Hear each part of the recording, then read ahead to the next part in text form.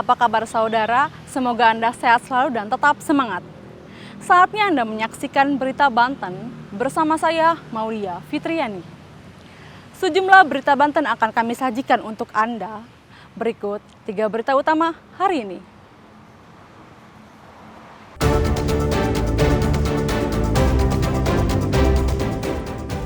Selundupkan narkotika, pebasket Amerika ditangkap Sat Narkoba Polres Bandara Soekarno-Hatta.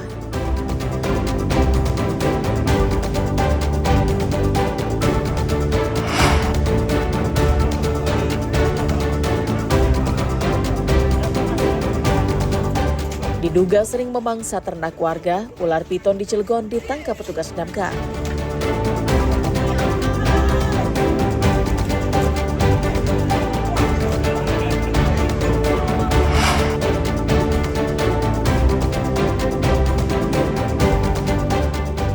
Merasa tidak diperhatikan, ratusan penyintas banjir Bandang Lebak ingin pindah menjadi warga Bogor.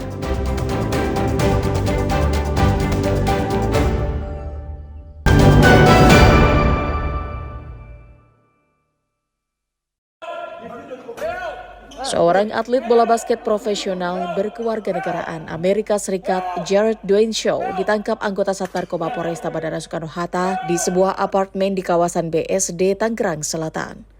Jared Dwayne Shaw terus meronta dan menolak saat akan ditangkap. Meski mendapatkan perlawanan, akhirnya polisi menangkap pelaku yang saat ini bermain di tim bola basket milik Tangerang Hawks. Setelah diperiksa, penyidik Sat Narkoba Polresta Bandara Soekarno-Hatta akhirnya menetapkan Jared Dwayne Shaw sebagai tersangka dengan barang bukti paket narkoba jenis ganja berbentuk permen. Kasus ini terungkap dari hasil kecurigaan petugas Bea dan Cukai atas kiriman lewat kargo berupa satu kardus yang tertera berisi permen dari negara Thailand. Paket tersebut akan dikirim ke salah satu apartemen di Bilangan Cisau, Kabupaten Tangerang, dengan penerima paket seorang warga negara asing asal Amerika Serikat. Dalam kasus ini, polisi menyita barang bukti 132 bungkus permen ganja dengan berat total 869 gram yang mengandung narkoba golongan 1 jenis Delta 9 THC. Narkoba ini sengaja diolah menjadi permen dengan disamarkan dengan kemasan vitamin bertuliskan Vitabite. Pelaku memesan permen ganja untuk membuka jalur pengiriman pertama, namun pengiriman pertama gagal karena langsung tertangkap. Memang untuk dari atlet JDS ini, memang dia ini karena gaya hidupnya mungkin terbiasa di Thailand dan sebelumnya mungkin di Amerika, jadi memang dia terbiasa mengkonsumsi ganja. Jadi ketika di sini dia beserta rekan-rekan yang lain, dia mencoba mengadakan ganja tersebut. Jadi memang sebelum ganja tersebut mampu diedarkan, sudah terlebih dahulu kita berhasil amankan.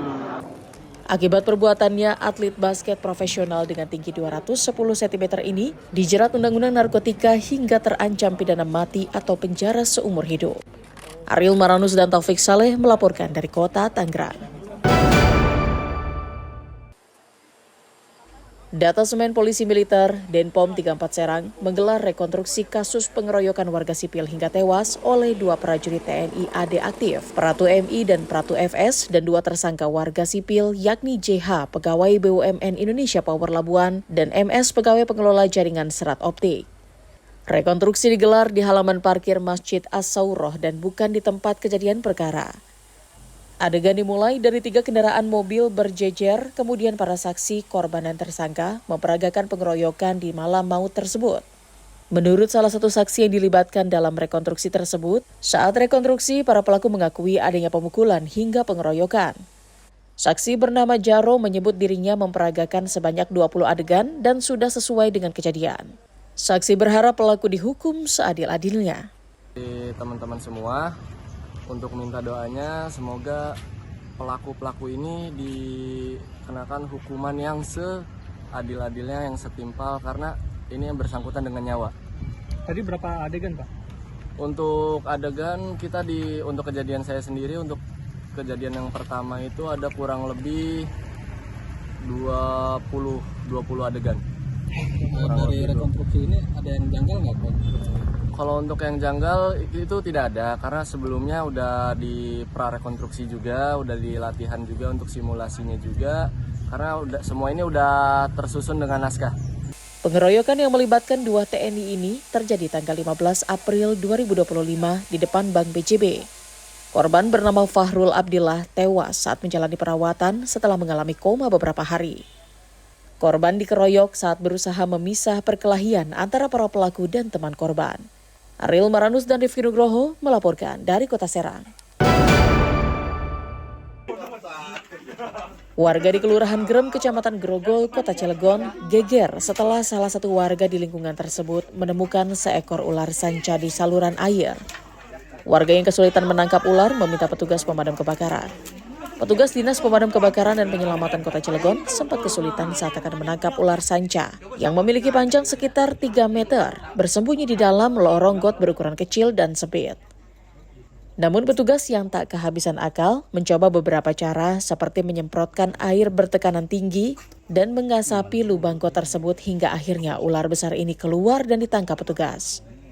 Satwa liar melata ini ditangkap karena warga resah banyak ternak hilang tiba-tiba yang diduga dimangsa ular dalam beberapa hari terakhir.